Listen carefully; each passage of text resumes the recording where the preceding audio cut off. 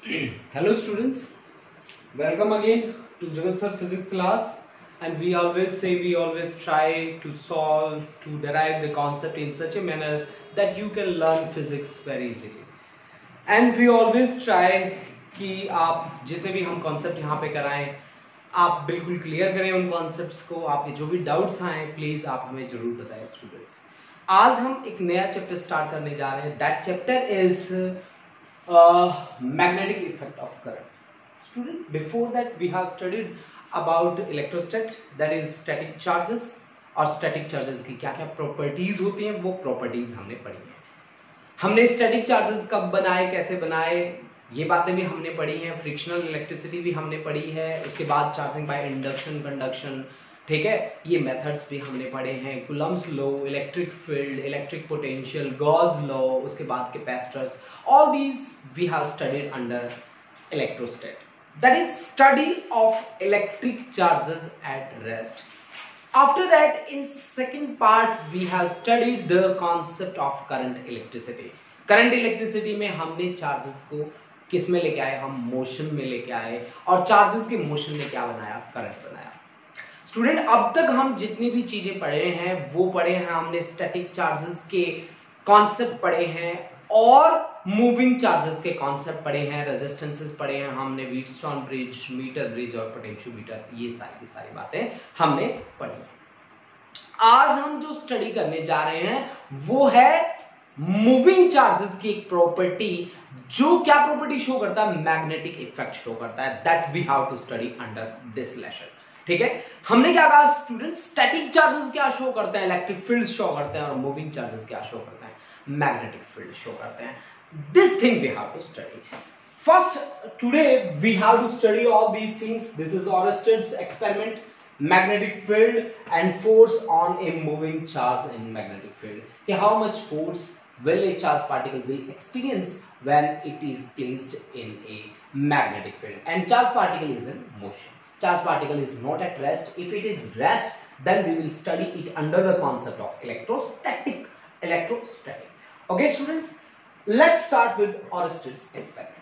मैं आपको एक कहानी बना के समझाता हूँ। आप मेरी कहानी को बड़े ध्यान से सुनना, क्या पता आपको कहानी बड़ी अच्छी लग जाए और आपको ये चीजें बहुत ही अच्छे तरीके से याद हो जाए। हो सकता है ना? हाँ जी, बिल्कुल हो सकता है। कहानी सुनो क्या कि ऑरस्टेड ने क्या लिया, एक मैग्नेट लिया, मैग्नेट को एक फ्रीली सस्पेंड किया। आप 10th क्लास में पढ़ के आए हो इस बात को। उस मैग्नेट को कितना भी घुमा के छोड़ दो, एट लास्ट वो अपने आप को रेस्ट में लेके आता है। कहां? North south direction. ये बात आपने देखी है। उस बात को ऑरस्टेड कहीं ना कहीं अर्थ के मैग्नेटिक फील्ड के साथ जोड़ रहे थे। वो बता रहे थे, माइक लिया हुआ था हाथ में, ठीक है, और ऐसे बता रहे थे कि ये मैग्नेट, देखो मैं कहानी बना रहा हूं, अपनी तरफ से बना रहा हूं मैं कहानी। कहीं आप सोचो कि सर जी आपने इतनी हिस्ट्री कहां पढ़ ली। नहीं भाई, मैंने नहीं पढ़ी, मैं तो अपने आप से कहानी बना रहा हूं। ठीक है, अब उसने क्या किया, मैग्नेट को फ्रीली सस्पेंड किया एक धागे से, और वो बता रहा था कि देखो कि मैं इसको कितना भी घुमा रहा हूं, एट लास्ट ये अपने आप को रेस्ट में लेके आ रहा है। कहां? नॉर्थ साउथ डायरेक्शन में अपने आप को रेस्ट में लेके आ रहा है। ठीक है, वो ये बात बता रहा था, ऐसे लेक्चर दे रहा था। अब वो रेस्ट में आई नीडल नॉर्थ साउथ डायरेक्शन में, मैग्नेटिक नीडल। अब एकदम से लाइट चली गई। अब जैसे लाइट गई, इस मैग्नेटिक नीडल में क्या हुई, डिफ्लेक्शन हुई। मान लो इस डायरेक्शन में, है ना। अब आपको पता है अगर एक साइंटिस्ट खड़ा लेक्चर दे रहा है तो जनरेटर वाले तो तैयार ही बैठे होंगे ना। तो उन्होंने जैसे ही लाइट गई, हाथों हाथ जनरेटर ऑन। जैसे ही लाइट वापिस आती है तब डिफ्लेक्शन होती है, लेकिन इसमें इसकी डायरेक्शन बदल जाती है। अब ये ताम झाम देख के ऑरस्टेड ने हाथों हाथ दुकान बंद, ठीक है, भागता गया लैब में। जाके उसने देखा, क्या देखा उसने, एक करंट कैरिंग कंडक्टर लिया जिसमें करंट फ्लो कर रहा था साउथ टू नॉर्थ डायरेक्शन में, और उसके पास रखा क्या, एक मैग्नेटिक नीडल। ये देखो मैग्नेट, ठीक है, मैग्नेट रखा, और जैसे ही करंट को स्विच ऑन किया वैसे ही ये नॉर्थ पोल डिफ्लेक्ट हुआ टुवर्ड्स वेस्ट। अब ऑफ किया, ऑफ करते ही ये नॉर्थ ईस्ट की तरफ गया। यानी कि अब उसने क्या दिमाग लगाया कि भाई करंट फ्लो हुआ, करंट के कारण मैग्नेटिक नीडल इफेक्ट कैसे हो सकती है। क्योंकि मैग्नेटिक फील्ड को तो मैग्नेटिक फील्ड ही क्या कर सकता है, फोर्स लगा सकता है मैग्नेटिक फील्ड के ऊपर। भाई इसमें डिफ्लेक्शन आ रही है तो कोई ना कोई फोर्स लग रही होगी ना। तो उसने सोचा कि क्या इस करंट कैरिंग कंडक्टर का अपना एक मैग्नेटिक फील्ड है, क्योंकि मैग्नेटिक फील्ड तो मैग्नेटिक फील्ड के साथ लड़ाई कर सकता है, क्योंकि इस मैग्नेट का मैग्नेटिक फील्ड है। यानी कि इस करंट कैरिंग कंडक्टर के कारण कोई ना कोई मैग्नेटिक फील्ड बना है, उस मैग्नेटिक फील्ड के कारण ये नीडल में क्या हुआ है, deflection. There is some relationship between electricity and magnetism.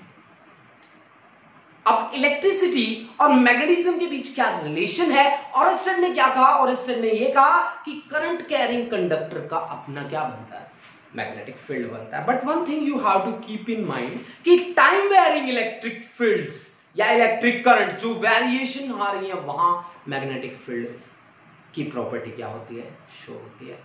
जहां अगर मैं कह दूं कि ये चार्जेस एक स्टडी रेट से फ्लो करना शुरू हो गया तो वहां पे मैग्नेटिक इफेक्ट ये शो नहीं करेगा। ठीक है, अब आप मेरी बात को थोड़ा सा आगे लेके जाइए। मैंने क्या कहा कि जैसे मैंने करंट का फ्लो करा, ये चारों डायरेक्शंस मैंने लिखी है, साउथ, नॉर्थ, ईस्ट, वेस्ट। ठीक है, अब इसमें जो डिफ्लेक्शन आ रही थी, नॉर्थ डिफ्लेक्ट होता है टुवर्ड्स वेस्ट, है ना, जब साउथ टू नॉर्थ फ्लो करता है। अगर मैं नॉर्थ टू साउथ का फ्लो करा दूं तो टुवर्ड्स ईस्ट। इसके लिए एक रूल बनाया, that rule is SNOW, snow rule. ये रूल क्या कहता है बच्चों, आप इस रूल को बहुत ही अच्छे तरीके से याद कर लें। उसके बाद मैं आपको बताऊंगा कि मैग्नेटिक फील्ड कंसेंट्रिक सर्कल में होता है, उसकी डायरेक्शन को निकालने के लिए हम राइट हैंड कर्ल रूल का यूज करेंगे। वो कर्ल और रोटेशन रूल हम कैसे यूज करेंगे, let's see. First we have to think about snow rule. अब स्नो क्या है, SNOW। इफ, इसको याद रखने का तरीका देखिए, if current flow from south to north,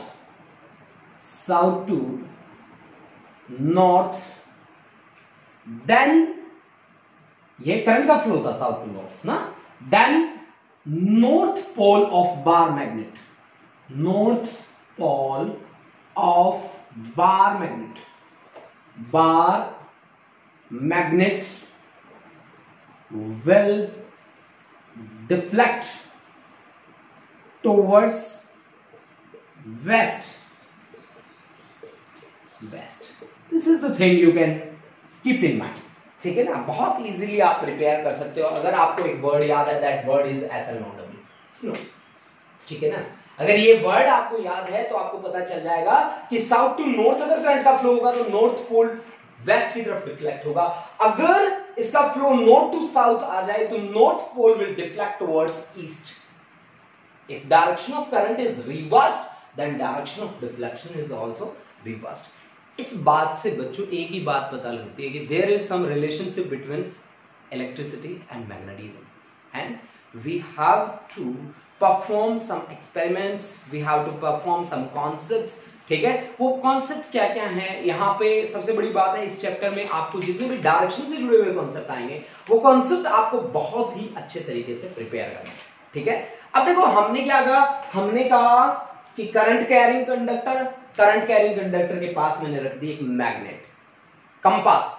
ठीक है ना, तो ये इसमें क्या होता है, डिफ्लेक्शन होता है, और उसी डिफ्लेक्शन के अकॉर्डिंगली मैं क्या कहता हूं कि there is some relationship between electricity and magnetism. ठीक है जी, अब बात आती है कि करंट कैरिंग कंडक्टर के ऊपर मैग्नेटिक फील्ड होता है।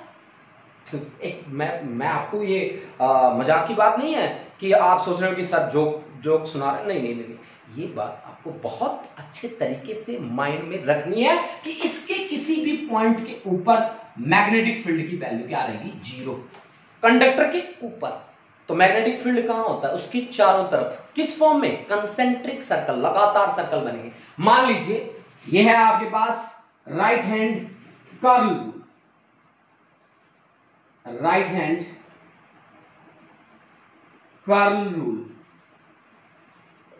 हैंड कर्ल रूल आपको क्या कहता है कि अगर थंब पॉइंट करता है in the direction of current then curl of finger will represent the direction of magnetic field.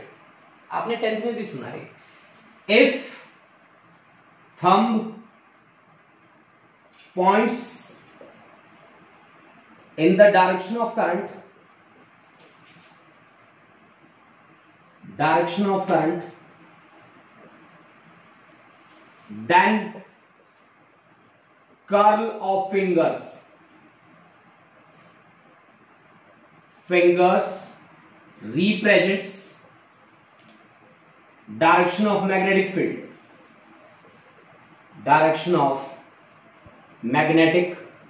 field, अब देखो मेरी बात सुनो, एक बात ध्यान से सुनना कि आपने क्या कहा कि ये डायरेक्शन है करंट की है ना, तो राइट हैंड रूल लेके आओ, राइट हैंड थंब रूल है ये, ठीक है, राइट हैंड थंब रूल है, तो इसमें thumb points in the direction of current, then curl of finger will represent the direction of magnetic field. Curl कहां आ रही है, एंटी क्लॉकवाइज या clockwise, anti clockwise, then this is the direction of magnetic field, this is the direction of magnetic field, this is anti clockwise, है ना। अगर current की direction को मैं रिवर्स कर देता हूं, this is the direction of current, मैंने रिवर्स कर दी उसकी डायरेक्शन को, जैसे ऐसे कर दिया, तो अब ये डायरेक्शन कैसे बन जाएगी, कर्ल ऑफ फिंगर की डायरेक्शन क्या होगी, क्लॉकवाइज डायरेक्शन हो जाएगी, ऐसे, this is the direction of magnetic field.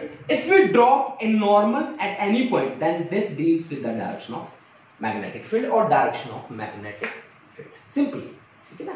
एक बात आप याद रखना, जैसे जैसे आप इस रेडियस को बढ़ाते जाएंगे, वैसे वैसे मैग्नेटिक फील्ड की स्ट्रेंथ क्या होती जाएगी, कम होती जाएगी। स्टूडेंट्स, मैग्नेटिक फील्ड की स्ट्रेंथ क्या होती जाएगी, कम होती जाएगी। अब देखो मैग्नेटिक फील्ड को कैसे मैं डिफाइन करूं, मेरा बेसिक पर्पस क्या है यहाँ पे, करंट कैरिंग कंडक्टर के कारण मैग्नेटिक फील्ड निकालना, बेसिक बात मेरी यही है, ठीक है। मेरे को इस चैप्टर में जो पढ़ना है ना, वो ये पढ़ना है कि मेरे पास एक करंट कैरिंग कंडक्टर है, सीधी सी बात, ठीक है। हाँ, मैं मैग्नेटिज्म के बारे में बातें करूंगा, मैं मैग्नेट के बारे में बातें करूंगा, मैं उसके पोल्स के डायपोल के बारे में बातें करूंगा, मैं उसके एक्सियल इक्वेटोरियल पे भी बातें करूंगा, वो बात सारी की सारी बातें आपकी इलेक्ट्रोस्टैट से मिलती जुलती रहेंगी, लेकिन स्टार्टिंग जो मेरी रहेगी वो करंट और मैग्नेटिज्म के बीच रिलेशनशिप पे बेस होके काम करेगी, ठीक है। अब देखो मैंने राइट हैंड थंब रूल से आपको मैग्नेटिक फील्ड के बारे में बता दिया कि thumb points in the direction of current, curl represent the direction of magnetic field.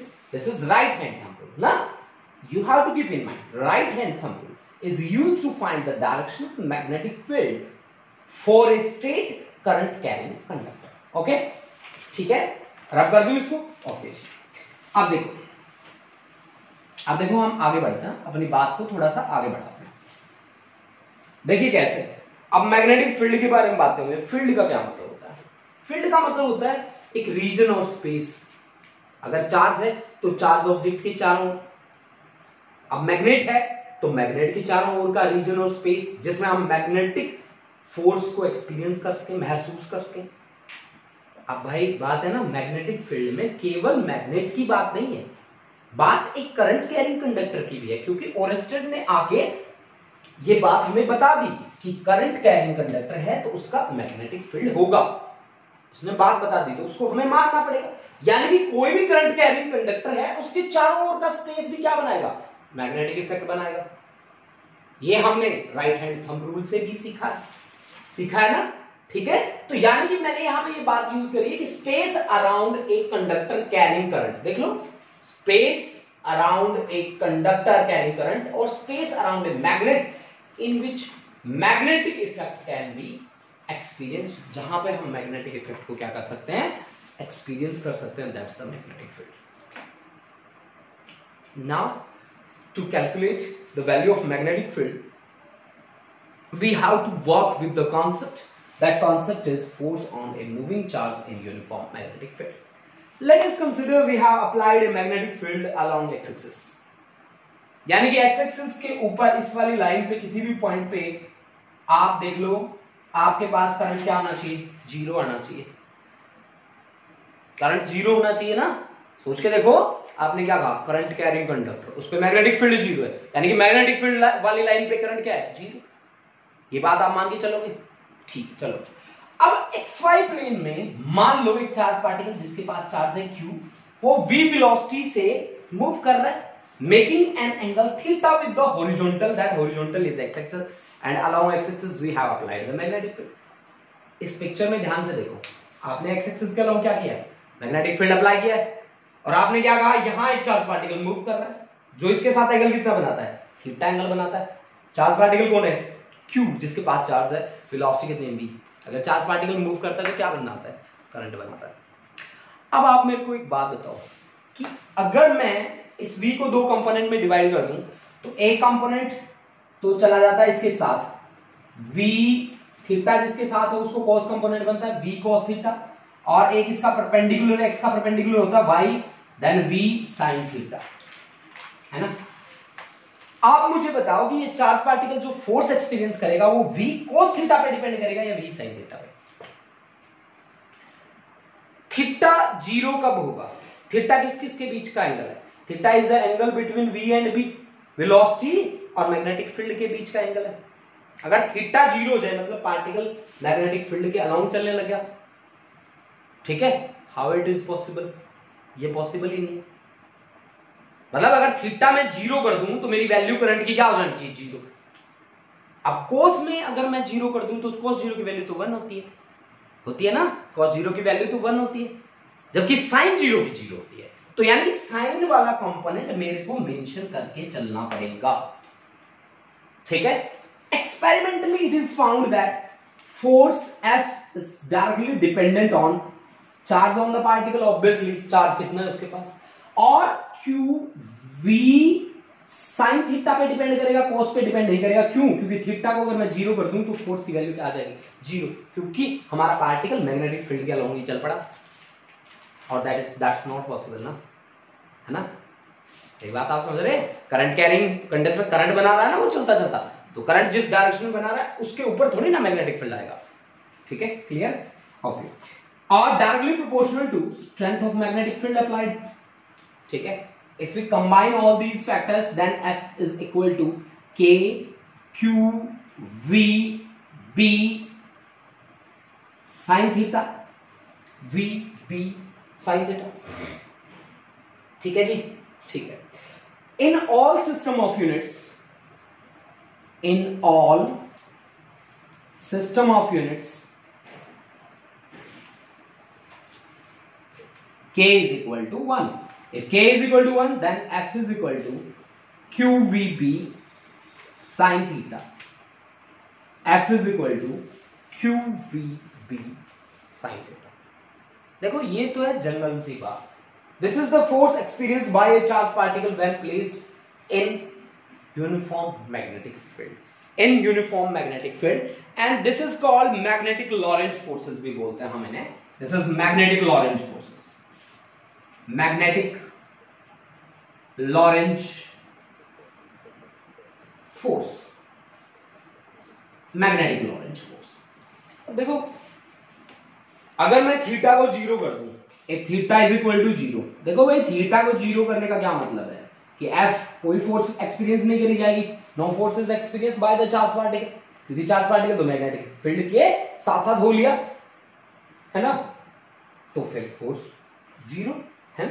If theta is equal to 90, theta is equal to 90 degree, then force is maximum. F maximum कितनी आएगी, QVB। मैंने maximum क्यों कहा, students ये बात याद रखना कि साइन थीटा और कोस थीटा की मैक्सिमम वैल्यू होती है क्या, +1, ठीक है, और साइन थीटा और कोस थीटा की मिनिमम वैल्यू होती है क्या, that's the -1। Sign theta cos theta की मैक्सिमम वैल्यू होती है +1 और मिनिमम वैल्यू क्या होती है, -2, ठीक है, ओके। अब आप मेरी बात को ध्यान से सुनो, हमने क्या रिलेशन निकाला है, F is equal to QVB sin theta, है ना, QVB sin थीटा। मैं इसको एक बार रब कर देता हूं, रब करने के बाद हम दोबारा से प्रेजेंटेशन लेते हैं, तब तक आप स्क्रीनशॉट ले लीजिए, उसके बाद हम नेक्स्ट स्टार्ट करेंगे। अब देखो स्टूडेंट्स, मेरे पास जो अब कॉन्सेप्ट बन के आया, दैट कॉन्सेप्ट मेरे को जो बातें बता रहा है वो बातें मेरे को अच्छी जो बात लगी है ना, अच्छा जो कॉन्सेप्ट लगाया वो है F is equal to QVB sin theta. भाई इसमें ना F फोर्स है, q चार्ज है, v velocity of the charge particle in xy plane है, b मैग्नेटिक फील्ड की स्ट्रेंथ है, और थीटा जो है वो एंगल है बिटवीन v एंड b। बातें क्लियर है आपको? ठीक है। अब आप मेरे को एक बात बताओ, आपको याद है वो वाली बातें जो आपने रट्टे मारे थे 11वीं क्लास में, है याद? चलो अगर नहीं है याद तो एक बार रिकॉल कर लेते हैं उस चीज को। This is p vector, this is q vector, and both are inclined at an angle theta, then p vector cross q vector is equal to pq sin theta। याद है? This is the cross product of two vectors। अब मेरे पास यहां पे आ रहा है qvb sin theta, यानी कि यहां पे कोई ना कोई घपला हो रहा है। हो रहा है क्या? vb sin theta आ रहा है। vb sin theta को देखते ही मैंने क्या कहा? f vector must be equal to qv vector का क्रॉस प्रोडक्ट किसके साथ? b वेक्टर के साथ। This is the cross product. अब भाई क्रॉस प्रोडक्ट में भी मेरे को एक बात याद है। कैसी बात याद है पता है? यूनिट वेक्टर के बारे में मेरे को बात याद है। वो बात कहती है कि i cap cross j cap is equal to k cap. Cross product क्या कहती है? कहती है कि करेगा कोई और भरेगा कोई। क्या कहती है? करेगा कोई भरेगा कोई। कैसे? भाई देखो i कैप कहां है unit vector? This is along x axis. j cap कहां है? This is along y axis. और रिजल्ट कौन लेके जा रहा है? z axis. यानी कि आपने काम कहां किया? xy में, और रिजल्ट कौन लेके गया? z लेके गया। लेके गया ना? सही बात है कि नहीं? ऑफ कोर्स यार सही बात है। आप xy में काम कर रहे थे, z को रिजल्ट लेके भर गया, है ना? यानी कि अब v और b जिस प्लेन में लाई करते हैं ना, उसकी परपेंडिकुलर रहेगा कौन? Direction of force. यानी कि direction of this force will be perpendicular to plane containing v and b। Note कर लो इस चीज को। Direction of this force f will be perpendicular to plane containing v and b। कर लिया note? अगर नहीं नोट किया ना, रोको इस वीडियो को, थोड़ा पीछे लेके जाओ और दोबारा से नोट कर लेना। जगह नहीं बच रही ना बोर्ड पे, ठीक है, इसलिए नहीं नोट करवा रहा। ठीक है, अब इन चीजों को कर देता हूं मैं रब। ठीक है, अब मैंने एक क्वेश्चन बहुत सारे बच्चों के दिमाग में आता है कि सर जी आपने VB sin थीटा कर दिया, VB कर दिया, BV क्यों नहीं किया? है ना? पहली बात तो है कि आपने VB किया, मैंने क्यों किया? ये इसका एक रीजन है। इसका रीजन क्या है कि मेरे को रोटेशन देखनी है। पॉजिटिव चार्ज का फ्लो हमेशा कहां होगा? पॉजिटिव से इधर को साइड। नेगेटिव मान लो यहां बैठा है तो उसका फ्लो कहां होगा? इनवर्ड्स। पॉजिटिव का कहां होगा? आउटवर्ड्स होगा। इसके बेसिस पे मैं फोर्स की डायरेक्शन बताऊंगा आपको। That direction is represented with the right hand rule.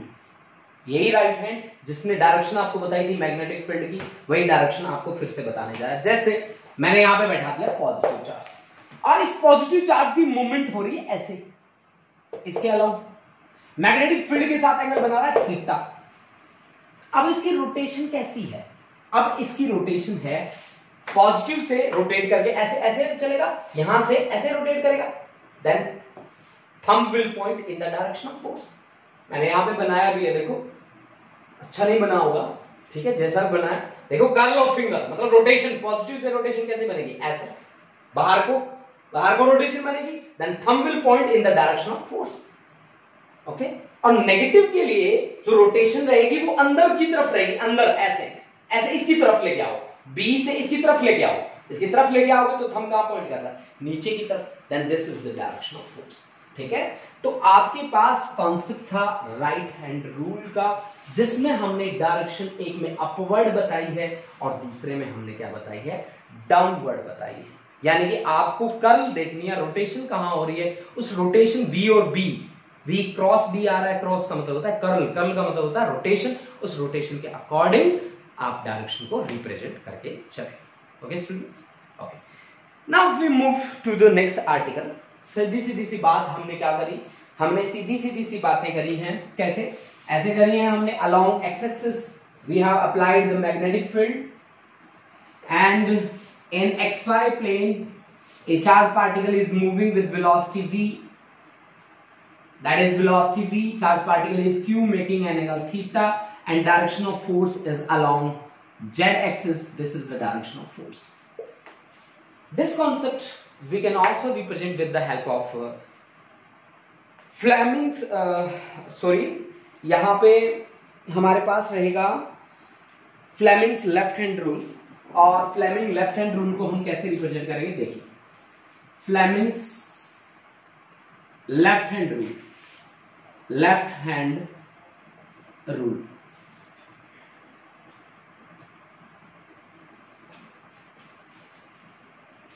देखो, अब आपको अपने पेरेंट्स को याद कर लेना है। कैसे? ये लेफ्ट है मेरा, अब आप लेफ्ट हैंड पे लिख लो, ये आपका फोर्स है F, थंब पॉइंट करेगा, मैग्नेटिक फील्ड, और ये आपका C4 करंट हो गया ना, दिख रहा है आपको? इसको याद कैसे करोगे? फादर, मदर और चाइल्ड, याद कर लोगे? तीनों चीजें आ गई, आप भी आ गए, आपके मम्मी पापा भी आ गए, है ना? तो father thumb represent the F for force, mother M first finger point in the direction of किसकी डायरेक्शन में रिप्रेजेंट कर रहा है? Magnetic field, and central finger represent the direction of current. यानी कि आपको फादर, मदर और चाइल्ड वाली बात याद रखनी है, ठीक है? F, this is represented by thumb, then thumb points in the direction of force. M4 magnetic field, first finger represent the direction of magnetic field, and C4 current, this is central finger.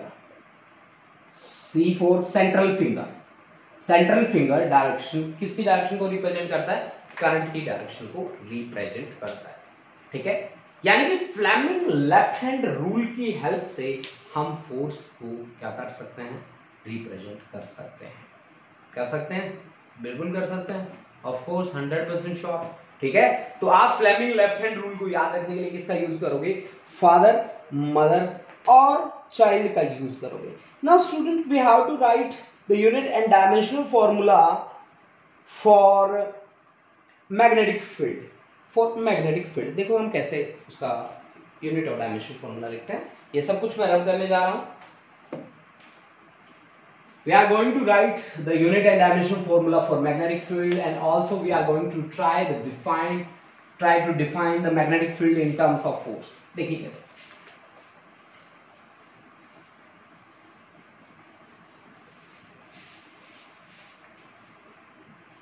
Now I have the formula.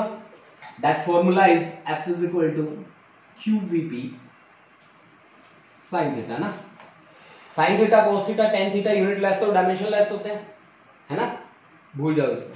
यानी magnetic field B is equal to क्या है मेरे पास? F upon QV, Q into V, okay?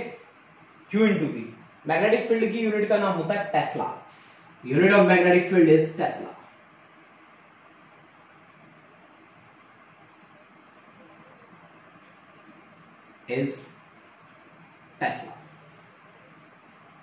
Tesla is a scientist, and the name of the unit of magnetic field is in honor of that scientist.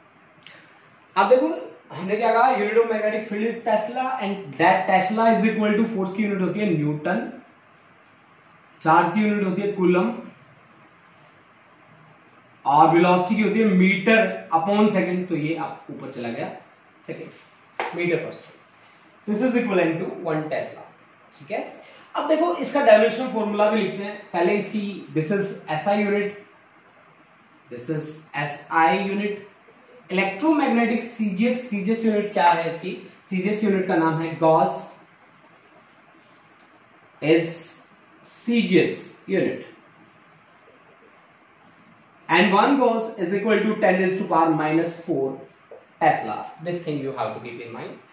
And also we can write the dimensional formula of magnetic field B, that is equivalent to force का dimensional formula होता है m1 l1 t-2, charge के लिए current into time at, velocity के लिए l1 upon t1, तो ये यहां आ जाएगा t1, ठीक है?